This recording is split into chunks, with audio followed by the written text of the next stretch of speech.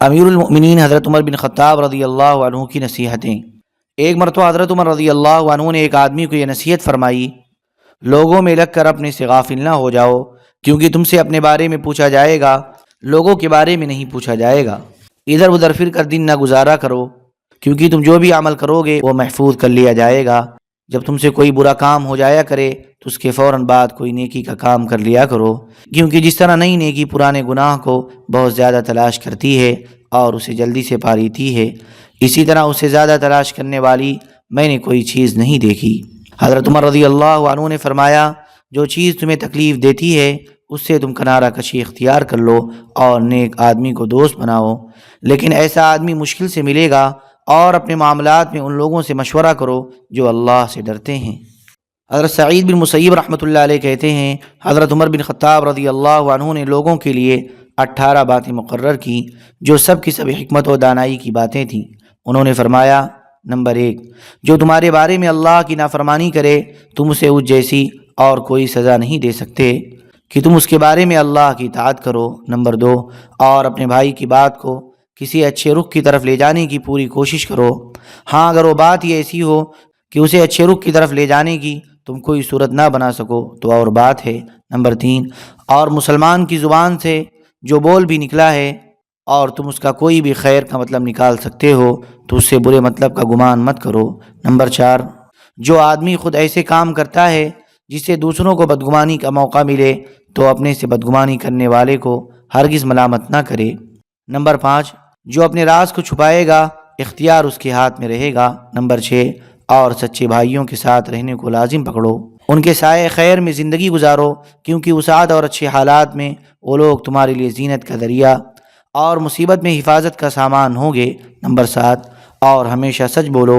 چاہے سچ بولنے سے جان ہی چلی جائے۔ نمبر 8، بے فائدہ اور بیکار کاموں میں نہ لگو۔ نمبر 9، جو بات ابھی پیش نہیں آئی اس کے بارے میں مت پوچھو، کیونکہ جو پیش آ چکا ہے اس کے تقاضوں سے ہی کہاں فرصت مل سکتی ہے۔ نمبر 10، اپنی حاجت اس کے پاس نہ لے جاؤ جو یہ نہیں چاہتا کہ تم اس میں کامیاب ہو جاؤ۔ نمبر 11، جھوٹی قسم کو ہلکا نہ سمجھو ورنہ اللہ تبارک و تعالیٰ تمہیں ہلاک کر دیں گے۔ نمبر 12، بدکاروں کے ساتھ نہ رہو ورنہ تم ان سے بدکاری سیکھ لو گے۔ نمبر 13، اپنے دشمن سے الگ رہو۔ نمبر 14، اپنے دوست سے بھی چوکنے رہو، لیکن اگر وہ امانت دار ہے تو پھر اس کی ضرورت نہیں، اور امانت دار صرف وہی ہو سکتا ہے جو اللہ سے ڈرنے والا ہو۔ نمبر 15، اور قبرستان میں جا کر خشوع اختیار کرو۔ نمبر 16، اور جب اللہ کی فرما برداری کا کام کرو تو عاجزی اور تواضع اختیار کرو۔ نمبر 17، اور جب اللہ کی نافرمانی ہو جائے تو اللہ کی پناہ چاہو۔ نمبر 18، اور اپنے تمام امور میں ان لوگوں سے مشورہ کیا کرو جو اللہ سے ڈرتے ہیں، کیونکہ اللہ تبارک و تعالیٰ فرماتے ہیں، انما یخشی اللہ من عبادہ العلماء، خدا سے اس کے وہی بندے ڈرتے ہیں جو اس کی عظمت کا علم رکھتے ہیں۔ حضرت محمد بن شہاب رحمۃ اللہ علیہ کہتے ہیں، حضرت عمر بن خطاب رضی اللہ عنہ نے فرمایا، لا یعنی کاموں میں نہ لگو، اور اپنے دشمن سے کنارہ کشی اختیار کرو، اور اپنے دوست سے اپنی حفاظت کرو، لیکن اگر وہ امانت دار ہے تو پھر ضرورت نہیں، کیونکہ امانت دار انسان کے برابر کوئی چیز نہیں ہو سکتی۔ اور کسی بدکار کی صحبت میں نہ رہو ورنہ وہ تمہیں بھی بدکاری سکھا دے گا، اور کسی بدکار کو اپنا راز نہ بتاؤ، اور اپنے تمام کاموں میں ان لوگوں سے مشورہ کرو جو اللہ سے ڈرتے ہیں۔ حضرت سمرہ بن جندب رحمۃ اللہ علیہ کہتے ہیں، حضرت عمر رضی اللہ عنہ نے فرمایا، مرد بھی 3 قسم کے ہوتے ہیں اور عورتیں بھی 3 قسم کی ہوتی ہیں۔ ایک عورت تو وہ ہے جو پاک دامن، مسلمان، نرم طبیعت، محبت کرنے والی، زیادہ بچے دینے والی ہو، اور زمانے کے فیشن کے خلاف اپنے گھر والوں کی مدد کرتی ہو، سادہ رہتی ہو، اور گھر والوں کو چھوڑ کر زمانے کے فیشن پر نہ چلتی ہو، لیکن تمہیں ایسی عورتیں بہت کم ملیں گی۔ دوسری وہ عورت ہے جو خاوند سے بہت زیادہ مطالبے کرتی ہو اور بچے جننے کے علاوہ اس کا اور کوئی کام نہ ہو۔ تیسری وہ عورت ہے جو خاوند کے گلے کا طوق ہو اور جوں کی طرح سے چمٹی ہوئی ہو، یعنی بد اخلاق بھی ہو اور اس کا مہر بھی زیادہ ہو، جس کی وجہ سے اس کا خاوند اسے چھوڑ نہ سکتا ہو۔ ایسی عورت کو اللہ تبارک و تعالی جس کی گردن میں چاہتے ہیں ڈال دیتے ہیں اور جب چاہتے ہیں اس کی گردن سے اتار لیتے ہیں۔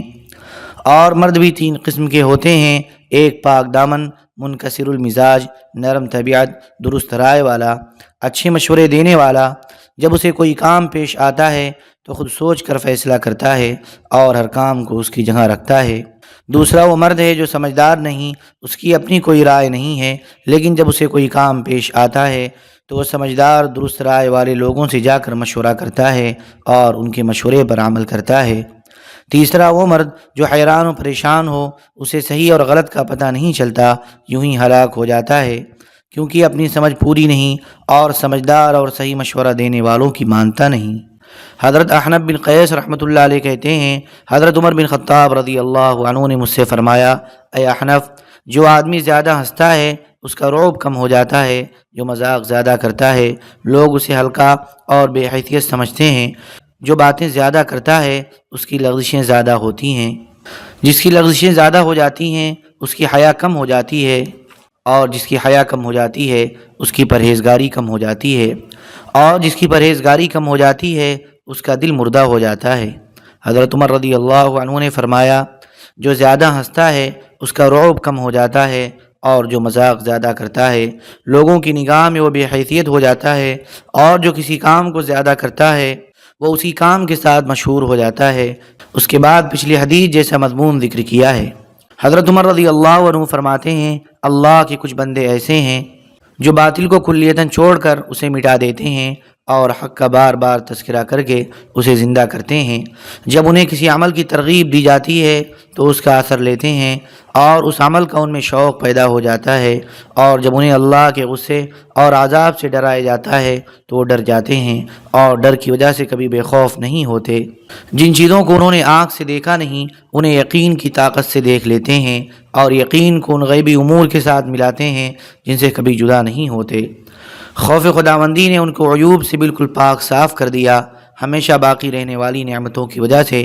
دنیا کی فانی لذتوں کو چھوڑ دیتے ہیں۔ دنیا کی زندگی ان کے لیے نعمت ہے اور موت ان کے لیے باعث عزت ہے، اور بڑی بڑی آنکھوں والی حوروں سے ان کی شادی کر دی جائے گی، اور ہمیشہ نہ عمر رہنے والے لڑکے ان کی خدمت کریں گے۔ حضرت عمر رضی اللہ عنہ فرماتے ہیں، تم کتاب اللہ کے برتن اور علم کے چشمے بنو، یعنی قرآن اپنے اندر اتارو، پھر علم اندر سے پھوٹ کر نکلے گا،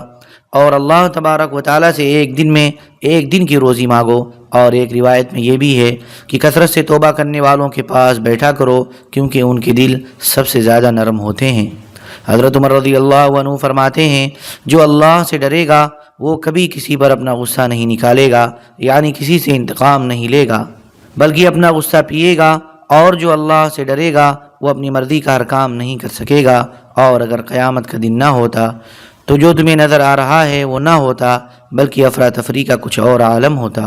حضرت عمر رضی اللہ عنہ فرماتے ہیں، جو لوگوں کے ساتھ انصاف کرتا ہے اور اس کے لیے اپنی جان پر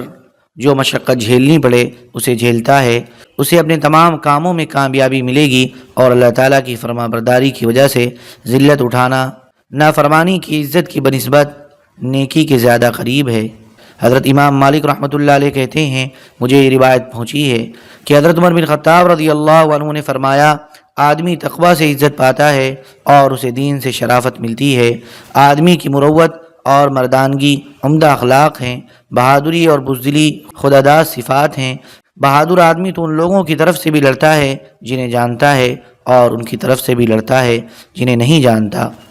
اور بزدل آدمی تو اپنے ماں باپ کو بھی چھوڑ کر بھاگ جاتا ہے۔ دنیا والوں کی نگاہ میں عزت مال سے ملتی ہے، لیکن اللہ کے ہاں تقوی سے ملتی ہے۔ تم کسی فارسی، عجمی اور نبتی سے صرف تقوی کی وجہ سے بہتر ہو سکتے ہو، عربی ہونے کی وجہ سے نہیں ہو سکتے۔ حضرت سفیان ثوری رحمۃ اللہ علیہ کہتے ہیں، حضرت عمر بن خطاب رضی اللہ عنہ نے حضرت ابو موسیٰ اشعری رضی اللہ عنہ کو خط میں یہ لکھا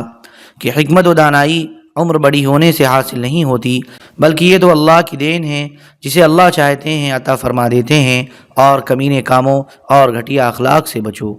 حضرت عمر رضی اللہ عنہ نے اپنے صاحبزادے عبداللہ بن عمر رضی اللہ عنہما کو خط میں یہ لکھا، اما بعد، میں تمہیں اللہ سے ڈرنے کی وصیت کرتا ہوں، کیونکہ جو اللہ سے ڈرتا ہے اللہ اسے ہر شر اور فتنے سے بچاتے ہیں، اور جو اللہ پر توکل کرتا ہے اللہ تعالیٰ اس کے تمام کاموں کی کفایت کرتے ہیں، اور جو اللہ کو قرض دیتا ہے یعنی دوسروں پر اپنا مال اللہ کے لیے خرچ کرتا ہے اللہ تعالیٰ اسے بہترین بدلہ عطا فرماتے ہیں، اور جو اللہ کا شکر ادا کرتا ہے اللہ تعالیٰ اس کی نعمت کو بڑھاتے ہیں، اور تقوی ہر وقت تمہارا نصب العین، تمہارے اعمال کا سہارا اور ستون اور تمہارے دل کی صفائی کرنے والا ہونا چاہیے۔ جس کی کوئی نیت نہیں ہوگی اس کا کوئی عمل معتبر نہیں ہوگا۔ جس نے ثواب لینے کی نیت سے عمل نہ کیا اسے کوئی اجر نہیں ملے گا۔ جس میں نرمی نہیں ہوگی اسے اپنے مال سے بھی فائدہ نہیں ہوگا۔ جب تک پہلا کپڑا پرانا نہ ہو جائے نیا نہیں پہننا چاہیے۔ حضرت جعفر بن برقان رحمۃ اللہ علیہ کہتے ہیں مجھے یہ روایت پہنچی ہے کہ حضرت عمر بن خطاب رضی اللہ عنہ نے اپنے ایک گورنر کو خط لکھا۔ خط کے آخر میں یہ مضمون تھا: فراخی اور وسعت والے حالات میں سختی والے حساب سے پہلے جو قیامت کے دن ہوگا اپنے نفس کا خود محاسبہ کرو، کیونکہ جو فراخی اور وسعت والے حالات ہیں سختی کے حساب سے پہلے اپنے نفس کا محاسبہ کرے گا وہ انجام کار خوش ہوگا، بلکہ اس کے حالات قابل رشک ہوں گے۔ اور جس کو دنیا کی زندگی نے اللہ سے، آخرت سے اور دین سے غافل کر رکھا اور وہ برائیوں میں مشغول رہا تو انجام کار و ندامت اٹھائے گا اور حسرت و افسوس کرتا رہے گا۔ جو نصیحت تمہیں کی جا رہی ہیں اسے یاد رکھو تاکہ تمہیں جن کاموں سے روکا جا رہا ہے تم ان سے رک سکو۔ حضرت عمر رضی اللہ عنہ نے حضرت معاویہ بن ابی سفیان رضی اللہ عنہما کو خط میں یہ مضمون لکھا: اما بعد، حق کو ہر حال میں لازم پکڑو، اس طرح حق تمہارے لیے اہل حق کے مراتب کھول دے گا اور ہمیشہ حق کے مطابق فیصلہ کیا کرو۔ اللہم صلی علی سیدنا وحبیبنا ومحبوبنا ومولانا محمد وبارک وسلم۔ سبحان ربک رب العزة عما یصفون وسلام علی المرسلین والحمد للہ رب العالمین۔